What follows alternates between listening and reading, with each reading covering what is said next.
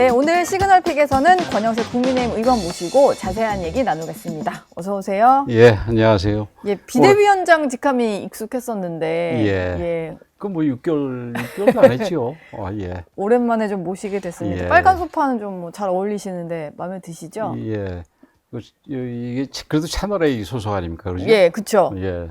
아주 색깔 선택을 잘한 것 같습니다. 네, 저희가 뭐 의도하게 당색은 아니었는데 일단 예. 빨간 소파에 모시고 얘기를 좀 여쭤보겠습니다. 후임이었던 그래도 아주 친근합니다. 네. 후임이었던 김용태 비대위원장이 30일에 퇴임을 했는데 좀 센 말을 남기고 나갔어요. 당의 네. 개혁 의지는 빵점이다 이런 예. 얘기를 했는데 좀 어떻게 들으셨나요? 이 말을. 예. 뭐 오늘 보니까 뭐 김재섭 의원도 비슷한 얘기를 했던데 저는 좀 생각을 달리합니다. 물론 당이 전체가 지금 좀 침체돼 있고 처져 있고 예. 그러니까 무기력하다 그럴까요? 그런 부분도 있는데 제가 하나하나 이렇게 의원들을 만나봐도 그렇고 또 원외위원장은 뭐 최근에 많이 못 만나봤습니다만은 네.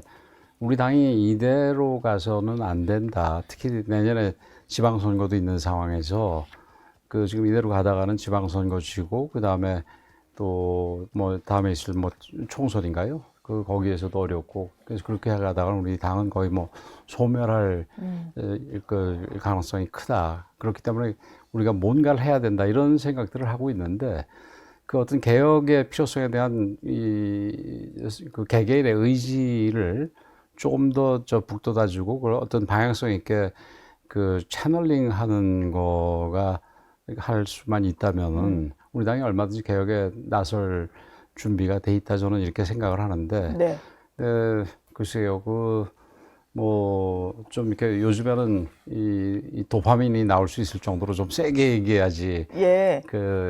좀 호응을 받는 시기라서 그렇게 얘기하지 모르겠습니다만은 조금은 과한 거는 아닌가 이렇게 생각을 합니다. 빵점이라는 표현 예. 자체가 근데 지금 이제 어려운 상황에서 우리가 예. 개혁을 해야 된다라는 데 대해서 일종의 충격요법으로 얘기했으리라 뭐 짐작은 합니다. 근데 김용태 전 비대위원장이 또 했던 얘기 중에 보면 당이 기득권의 변화를 막고 있다면 미래가 없다라고 하면서 본인의 혁신안이 좀 좌초된 것에 대해서 어떤 당의 기득권 세력 때문이다라는 취지로 좀 얘기를 했어요. 뭐 그런 취지보다는 뭐 당이 지금 어쨌든 기득권을 다 버리고 개혁에 나서야 된다.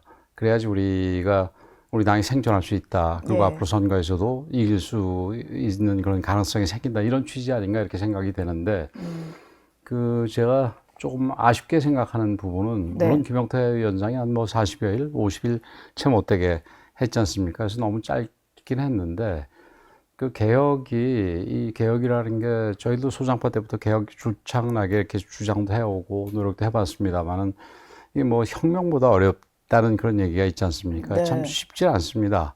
그런 상황에서 더군다나 이게 그 개혁을 어떤 방향성을 만드는 데 있어서 일방적으로 만들어 가지고 그것을 개혁을 하자 이렇게 하는 거는 다른 의원들이나 우리 당원들이 이렇게 바로 따라오기가 쉽지 않지 않았나. 예. 그건 5가지가 진짜 우리한테 전부 다 필요한 거고 그것만이 유일한 개혁 방안들인가 이런 얘기가 있을 수도 있고 거기에 대한 구체적인 내용들도 있을 거고 네. 또 우선순위 차이도 있을 거고 이런 부분에 대해서 조금 더 많은 분들하고 협의를 해서 그런 합의를 통해서 개혁 방안을 만들어냈다면은 그게 훨씬 더 개혁을 하는데 실제로 개혁을 이뤄내는데 좋지 않았을까 하는 그런 아쉬움이 있습니다. 그래서 예. 뭐 개혁 방안 중에서 대부분이 필요한 부분이기 때문에 김용태 전 위원장이 앞으로 뭐 혁신위원회 우리 송원석 대표가 혁신위원회 구성한다고 그랬지 않습니까? 네. 혁신위원회 일환이 되든 아니면은 그렇지 않더라도 당의 어떤 중요한 축으로서 그런 개혁을 이뤄내는데 그런 논의 구조에 적극적으로 좀 참여해서 본인이 이 원했던 개혁 방안들이 뭐 대부분 실현될 수 있게 그렇게 되기를 바랍니다. 김용태 전 비대위원장이 오히려 이제 혁신 기구에 나중에 참여해서 그걸 통해서 좀 관철시키는 방안. 그러니까 물론 뭐 인선은 예. 송원석 비대위원장이 뭐 당 의원들 혹은 당의 주변에 있는 분들하고 상의해서 결정을 하겠죠. 그러나 그것도 하나의 방법 중에 하나라고 생각을 합니다. 예. 아까도 이제 김용태 전 비대위원장이 5대 개혁안 얘기를 네. 하셨는데 그 중에 한 가지 좀 당내 반발을 좀 많이 불렀던 게 대선 후보의 부당 교체 시도, 진상 규명, 뭐 그리고 이에 대한 당무감사였던 것 같아요. 실제로 예. 관련된 당무감사위원회가 또 열리기도 해서 유일준 당무감사위원장이 이렇게 비대위원장이었던 권영세 의원님에 대한 조사를 좀 추진하겠다라고 했거든요. 예, 예. 이거 진행 상황은 지금 어떻게 되고 있는 건가요? 글쎄요, 뭐 저도 잘 모르겠고 저에 대해서는 그 뭐 당장 그래서 그러니까 이것저것 이렇게 두서없이 물어볼 일이 아니라 네. 필요한 부분들, 알고 싶은 부분들 이미 뭐 어느 정도 사람들 만나서 얘기를 했다니까 그 필요한 부분을 얘기하고 그 뭐 그래도 미진하면은 나랑 언제 한번 만나서 내가 그 필요한 얘기들을 해주겠다 이렇게 얘기를 해놓은 상태인데 뭐 더 이상 네. 진행은 안 되고 있습니다. 예. 근데 그 당무감사와 관련해 가지고 드리고 싶은 부분은 그게 부당한 교체라고 먼저 규정하는 거는 그 김용태 비대위원장이 뭐 아주 잘못됐다고 생각을 합니다. 결론을 정해놓은 거니까요. 그렇죠. 결론도 네. 정해놨을 뿐만이 아니라 그 결론이 뭐 교체라기보다는 이제 뭐 직권으로 단일화하는 과정이었었는데 그 과정에서 김용태 위원장이 다 참여를 해가지고 이게 부당하지 않다라는 걸 누구보다 잘 알고 있어요. 아, 당시 비대위원이었으니까요. 네, 비대위원회 네네. 했었죠. 그리고 그 중간에 그 남부지법에서 김문수 후보 측에서 낸 가처분이 기각되면서 내린 법원의 판결이 결정이 있었습니다. 네. 뭐 일부에서는 그게 후보 그 교체가 뭐 제대로 시작되기 전에 이루어진 결정이니까 그건 뭐 의미가 없지 않느냐 이런 얘기도 하는데 그 당시 결정을 할 때 우리가 후보 이 단일화를 하기 위해서 어떤 절차를 밟겠다라는 시나리오를 다 제출을 했기 때문에 네. 그 시나리오를 그 스케줄을 보고 이 사람들이 판단을 한 거거든요. 근데 이 시나리오 내지는 스케줄들이 그 당원과 당규 그리고 법에 의해서 문제가 되지 않기 때문에 그걸 미리 뭐 예를 들어서 전국위원회라든지 아니면은 뭐 전 당원들의 승인 투표 부분이라든지 이런 거를 중단하라는 부분에 대해서 네. 그걸 기각을 시켰거든요. 그래서 그런 부분도 다 알면서 이거를 부당하다고 얘기하는 거는 저는 그 부분에 있어서는 김용태 전 위원장한테 굉장히 실망을 했습니다. 그래서 그 부분에 대해서는 제가 얘기를 했고, 그 다음에 당무감사는 뭐 저는 얼마든지 그 부분에 대해서 한번 확인하고 넘어갈 필요는 있다고 생각을 합니다. 뭐 사실 대선 전에는 제가 지금 유일준 당무감사위원장이 뭐 그대로 위임을 하겠다고 그래서 뭐 그렇게 하라고 제가 놔뒀는데 그 관례는 계속해서 바꿔오는 거였었지요. 한동훈 대표 때도 바꿨고. 근데 뭐 놔뒀는데 그 이유는 사실은 그 당원 게시판 당무감사 문제가 있었습니다. 그 전에. 그래서 제가 지난 전당대회 때요? 네. 그래서 제가 비대위원장에 취임했을 때도 뭐 당내에서 뭐 우리 의원들도 일부 있었고 당원들도 그렇고 그거 당무감사해야 된다라는 얘기가 있었는데도 불구하고 지금은 우리가 대선을 앞둔 상황에서 우리가 다 같이 가야 되니까 분란을 일으키는 거는 안 하는 게 좋겠다. 그래서 그건 분명하게 제가 그건 거부를 했고 그래서 그런 의미에서 그러니까 이 유일준 비대위원장도 그냥 뭐 유임하는 걸로 규정대로 유임하는 걸로 그렇게 놔뒀었죠. 그래서 그때는 사실은 그것도 그렇고 그다음에 김상욱 의원 이제 징계 문제도 그렇고 김상욱 의원 뭐 결국은 탈당해가지고 민주당으로 갔습니다만은 김상욱 의원이 과한 얘기를 했지만 그렇더라도 지금 그래도 안고 가야 된다. 그리고 또 김상욱 의원에 대해서 징계를 할 경우에 또 김상욱 의원과 유사한 정도의 그 말을 한 의원들까지 징계하라는 식으로 계속 이어질 수가 있거든요. 그렇게 되면은 대선을 앞두고 당이 또 분열이니까요. 분열이 이루어지니까 그것도 뭐 본인이 결정할 때까지 제가 안 한 상황인데 이제는 뭐 좀 그 상황이 바뀌어가지고 대선도 끝난 상황에서 우리가 과거 문제들을 좀 짚어보고 갈 필요는 있다고 생각을 합니다. 그래서 이 후보 단일화 부분 이 부분에 대해서도 뭐 당무감사가 얼마든지 환영하는데 뭐 지금 제가 듣기에는 유일준 위원장은 이게 당무감사가 아니고 그냥 확인해 보는 거라고 그렇게 얘기하고 있다고 그러네요. 면담 조사 뭐 이런 네, 거다. 그 명칭 자체도 당무감사가 아니라고 그러는데, 예. 네, 얼마든지 확인해서 이 부분에 대해서는 오히려 뭐 새벽에 쿠데타를 했다느니 무슨 뭐 여러 가지 이제 비판들이 나오는데 그 비판들이 전혀 근거가 없다라는 부분을 분명하게 확인되는 그런 계기가 되기를 기대합니다. 그럼 말씀하신 대로라면은 당원 게시판 문제라든지 예. 좀 미뤄뒀던 당무감사도 진행이 같이 돼야 된다 이런 생각이신가 봐요. 예, 그럴 필요가 있다고 생각을 합니다. 그 지금 이제 과거 문제들, 예. 뭐 당무감사 저희 당원 게시판 문제도 그렇고, 그 다음에 이제 직전의 문제, 이 계엄 부분에 대해서도 우리가 언제까지 계엄과 탄핵 부분을 끌고 갈 수는 없겠습니다만은, 네.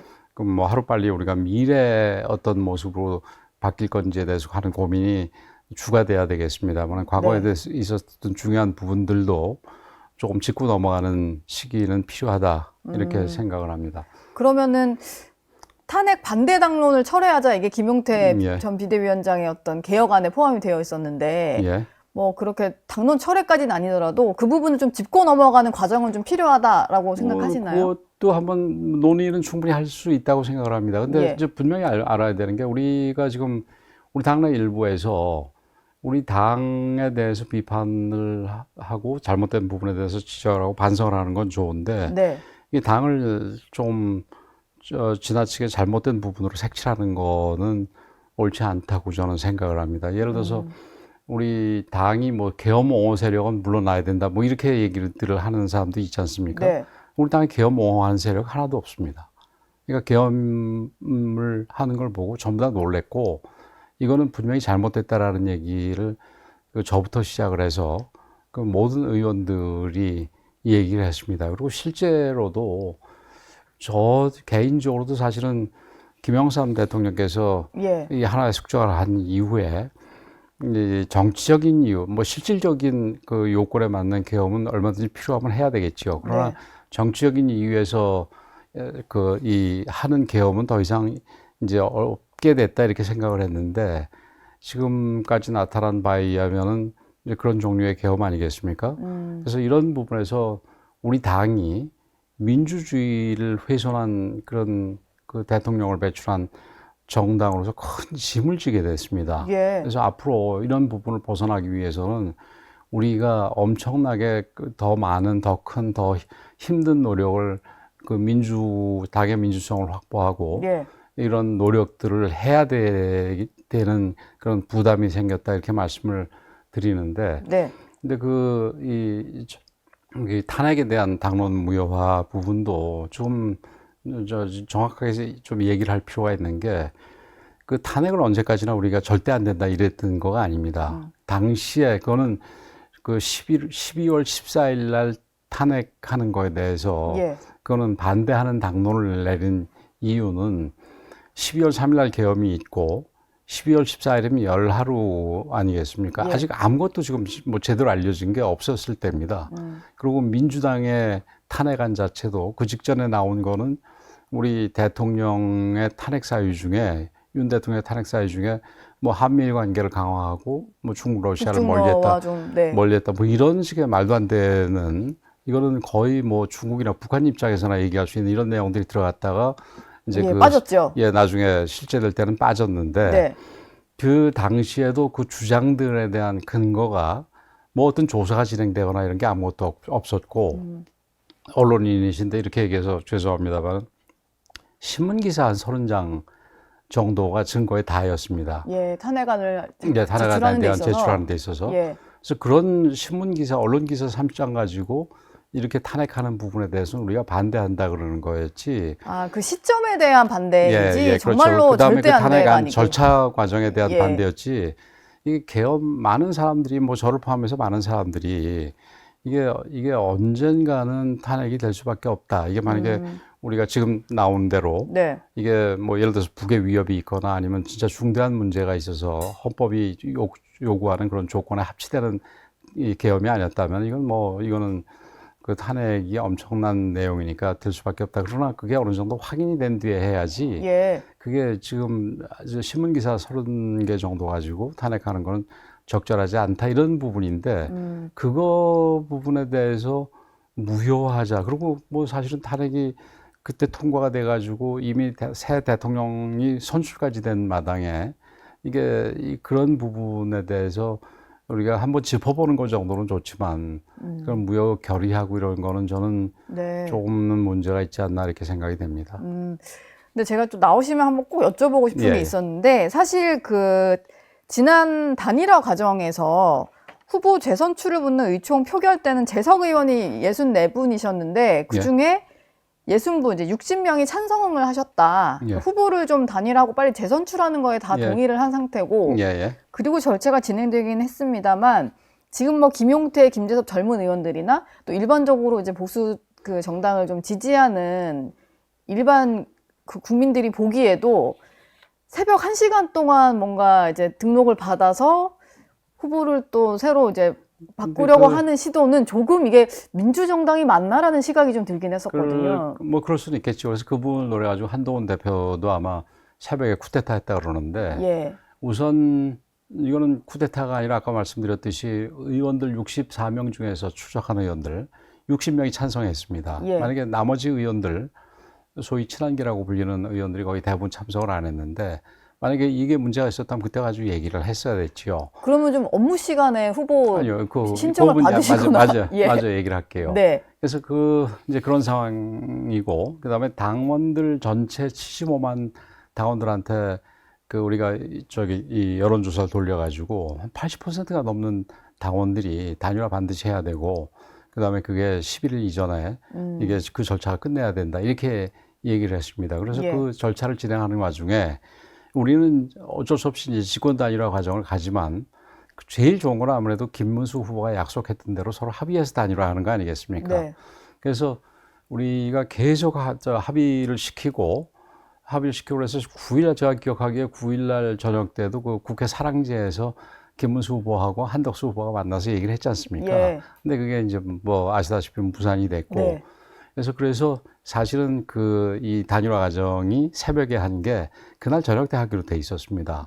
근데 이제 우리 의원들도 그렇고 많은 분들이 그래도 한 번 더 마지막까지 노력을 하는 게 필요하지 않냐. 그래서 저녁 8시에 그 양쪽 실무대표들을 불러서 1시간 정도 논의를 했습니다. 예. 근데 이제 그때도 안 돼가지고 마지막으로 11시 근처에 이제 더 한 번 불러가지고 그래서 논의를 시켰는데 최종적으로 결렬이 됐습니다. 네. 그런 상황에서는 나머지 절차를 언제 밟아야 되겠습니까? 그러니까 그거는 새벽에 갈 수밖에 없고요. 다 그다음에 늦어지다 보니까 그렇게 예? 다 뭐 앞선 과정들이 다 그렇죠. 지연이 되다 그러니까 보니까 가급적이면은 예. 직권으로 하는 게 아니라 이게 합의에 의해서 하기를 우리가 원했기 때문에 네. 그렇게 늘어지다 보니까 그랬고 새벽에 1시간 받았다 그러는데 그것도 참 말이 안 되는 게 이거는 그러니까 김문수 후보와 한덕수 후보 간의 단일화거든요. 예. 그래서 김문수 후보는 이미 후보 등록이 돼 있는 분이고 한덕수 후보는 아직 바깥에 있는 분이니까 한덕수 후보의 입당 신청을 그 시간에 받은 것이지. 왜냐하면 그 전에 뭐 미리 이게 단일화가 어떻게 될지 모르는 상황에서 미리 뭐 하거나 네. 이럴 수가 없지 않습니까? 예. 그래서 그때 받은 거고 그때 뭐 새벽 한 3시 이렇게 되니까 그냥 본인이 직접 안 오고 뭐 대리인을 통해서 했는데 그거는 그렇지 않고서는 그 다음날 절차가 그 다음날 9시부터 이제 전당원 수투표가 진행됐어야 됐거든요. 네. 그래서 그런 어쩔 수 없는 부분이 있었는데 그리고 이게 쿠데타라고는 이게 말이 안 되는 게 우리 당원들, 우리 의원들의 의사를 최종적으로 아주 이 상세하게 물었고 최종 결정도 결국은 우리 당원들한테 맡겨놓은 상태에서 그게 부결됨으로써 이게 안 된 거 아니겠습니까? 네. 그래서 이거를 우리 한동훈 대표가 제일 먼저 그랬던 것 같은데 쿠데타라고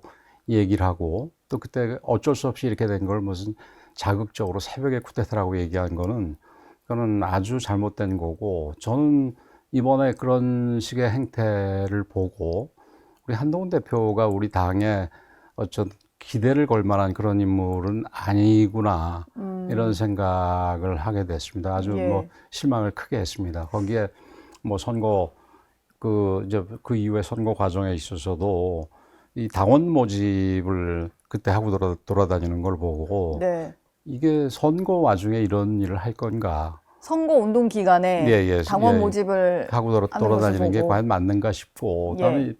그다음에 뭐 한 대표하고 가까운 분들이 무슨 뭐 윤핵관이 어떻고 무슨 친윤계가 어떻고 뭐 거기 기득권까지 얘기해가지고 그런 식으로 예. 비판하는데 그러면서 이제 이 윤석열 대통령에 대해서 그 측근들이 제대로 제어하지를 못해가지고 결국은 이 모습을 우리가 겪게 됐다 이렇게 얘기를 하는데 뭐 일부 맞는 얘기입니다. 뭐 계엄 같은 경우는 저희들이 뭐 전혀 손쓸 수가 없는 상황이기 때문에 네. 그렇다 치더라도 여러 가지 그 전에 국정에 어려움이 있었던 부분에 대해서 우리가 제대로 당의 견제 역할을 못했던 부분들은 우리 당 모두가 그리고 특히 윤 대통령하고 가까웠던 사람이 더 많이 반성을 해야 되겠지요. 그러나 한동훈 대표가 그런 식의 잘못된 행동을 하는데 아직은 대통령도 아닌 사람한테 예. 가까운 분들이 거기 문제를 지적하고 그 부분에 대해서 한 대표가 옳은 결정을 할 수 없도록 하는 부분에 대해서는 그분들은 더하면 더했지 예. 못하지 않다. 그래서 이분들 뭐 앞으로 우리 당에 뭐 중요한 이 기둥 역할을 해야 될 분들이고 뭐 많은 분들이 새롭게 정치에 들어온 분들인데 네. 이제 새롭게 정치를 시작하면서 우리 기성 정치가 잘못된 부분이 있다면은 네. 이런 분들이 한동훈 대표도 사실은 정치 시작하신 지 얼마 안 된 분이니까 이런 분들에서 그러니까 지적이 있을 때는 바로 고치고 그다음에 잘못된 부분에 있어서는 내부에서도 그게 분명히 이 지적이 되는 비판이 되는 그런 뭐 메커니즘이랄까요? 네. 그런 게 만들어지지 않는다면 저는 우리 당의 기둥 역할을 하기가 어려워질 거다 이렇게 생각을 합니다. 한동훈 전 대표 그 주변에 어떤 친한계로 분류되는 분들에 대해서까지 말씀해 주신 것 같은데 그러면 지금 이제 전당대회에 한동훈 전 대표가 나올 거냐 말 거냐를 가지고 여러 가지 관측들이 나오고 있잖아요. 의원님 생각에는 뭐 본인이 판단해야죠. 뭐 본인이 판단하고 근데 나올 타이밍은 아닌 것 같으십니까? 그런 답을 원하시는 것 같은데요. 네. 그래서 뭐 모르겠습니다. 저는 그거는 전적으로 본인이 판단에 맡길 부분이고 지금 상황은 그렇습니다. 아까 우리 당의 개혁 의지도 없고 우리가 개혁이 절대적으로 필요함에도 불구하고 윤 대통령의 잘못된 유산 네. 부분에 대해서 청산할 생각들이 뭐 전혀 없느니 뭐 이렇지 않습니까? 그런 얘기들을 하는 하지 분들이 않습니까? 그래서 있죠. 제가 네. 저 반드시 그렇지는 않다고 얘기한 거 아니겠습니까?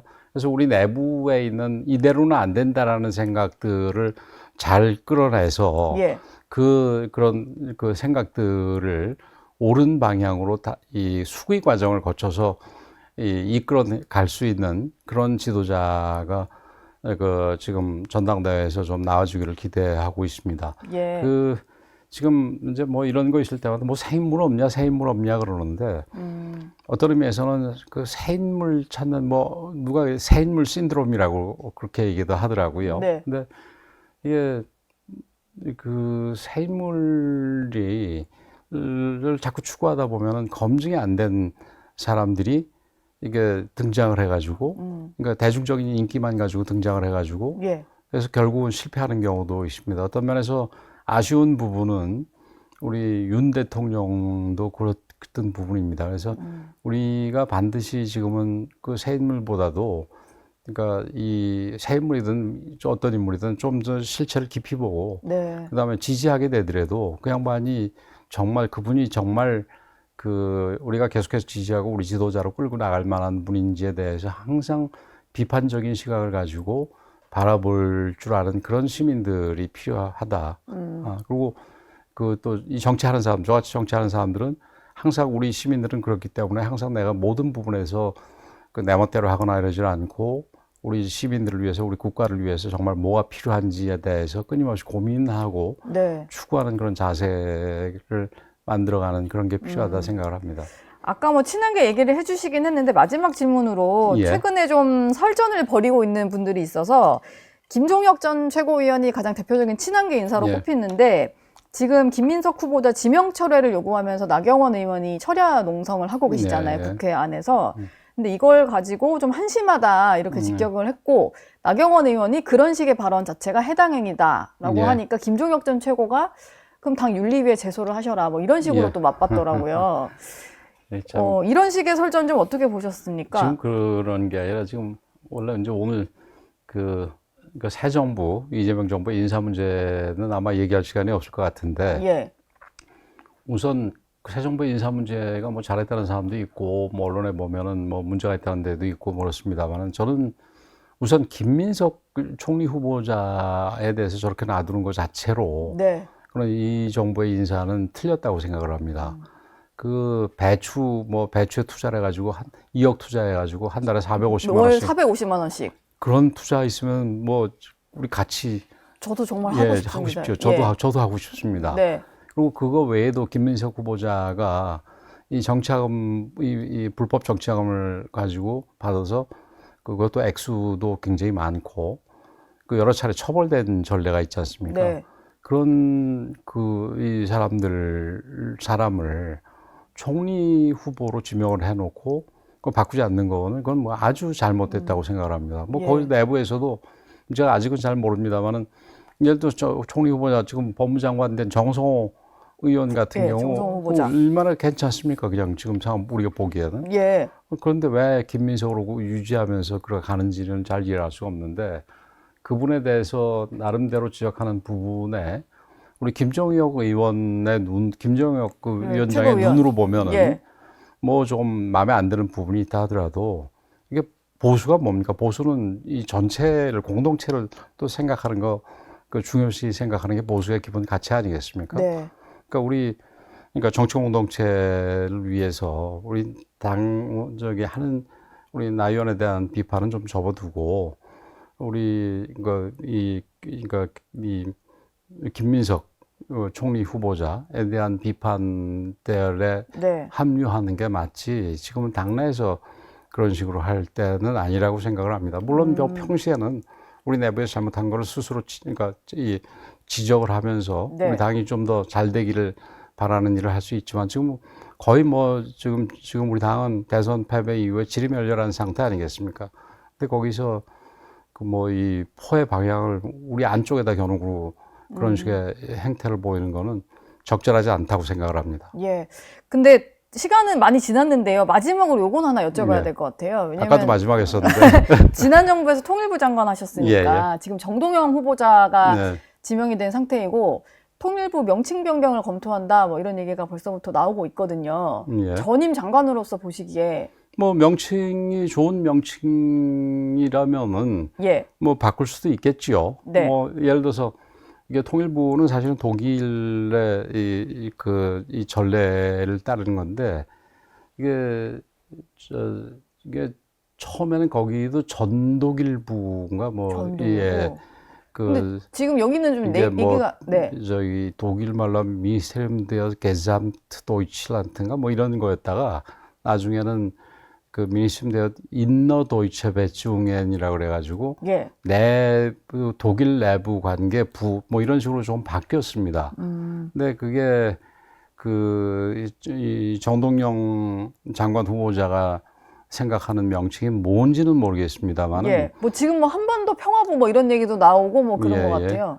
한반도 평화부는 좀 더 저 하고요. 그러니까 대북 문제는 여러 부처가 나눠서 하지 않습니까? 예를 예. 들어서 뭐 국방부는 이게 우리가 이제 우리가 주적인 북한에 대해서 군사적으로 우리가 대비하는 거. 그다음에 국정원 같은 경우도 나름대로 정보 측면에서 하는 건데 이게 통일부는 거기하고 조금 다릅니다. 그냥 네. 이제 저 통일을 지향하면서 남북 관계 대화라든지 이런 거를 추구하는 부서이기 때문에 그런 부처 이름에 합당한 지나치게 대결적이지는 않은 거로 그 이름이 바뀌는 거에 대해서는 뭐 있을 수 있다고 생각을 합니다. 그러나 뭔가 뭐 어떤 뭐 형식이 실질을 좌우하는 부분도 있지만 형식에 또 지나치게 치우쳐져가 논란하다가 실질을 놓치는 일은 없어야 된다 이렇게 예. 생각을 합니다.